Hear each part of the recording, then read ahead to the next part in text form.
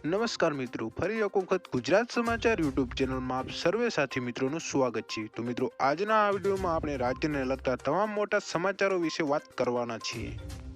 તો સૌપ્રથમ ખેડૂતો માટે આવી ખુશખબર। ગુજરાત હાઈકોર્ટે એક મહત્વપૂર્ણ ચુકાદા મારફતે જણાવ્યું છે કે જે ખેડૂત કે જમીન ધારકની જમીનમાં વીજ થાંભલાઓ કે હાઈટેન્શન લાઇન નાખવાના કારણે જમીનની કિંમત અને પાકની ઉપયોગિતા કંઈ પણ નુકસાન થતું હોય તો તે તમામ નુકસાનનું વળતર પૂરેપૂરું મેળવવા ખેડૂત કે જમીન ધારક સિવિલ કોર્ટમાં દીવાની દાવો કરી શકે છે અને વીજ કંપની પાસેથી પૂરેપૂરું વળતર મેળવી શકે છે।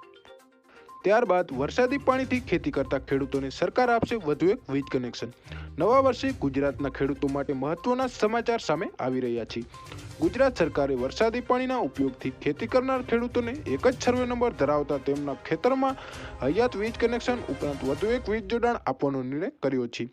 રાજ્યના ઉર્જા મંત્રી કનુ દેસાઈએ જણાવ્યું હતું કે રાજ્ય સરકારે ખેડૂતોના હિતમાં કેટલાક નિર્ણય લીધા છે। ત્યારે વરસાદી પાણીનો ઉપયોગ કરનાર ખેડૂતને ઉર્જા વિભાગ દ્વારા તેના ખેતરમાં વધુ એક વીજ જોડાણ આપવાનો નિર્ણય કર્યો છે, જેના કારણે ખેડૂતોનો પાક ઉત્પાદન વધશે અને આર્થિક રીતે વધુ સમૃદ્ધ બનશે।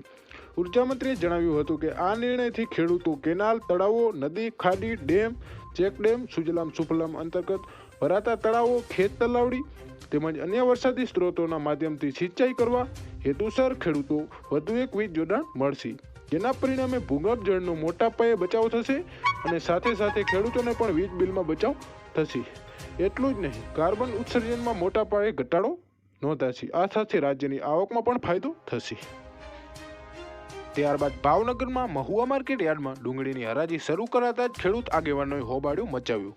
ભાવનગર જિલ્લાના મહુવા યાર્ડમાં ડુંગળીની હરાજી શરૂ કરવામાં આવી હતી, જે દરમિયાન કેટલાક ખેડૂત આગેવાનો આવી પહોંચ્યા હતા અને નિકાસબંધીને લઈને હોબાળો મચાવ્યું હતું।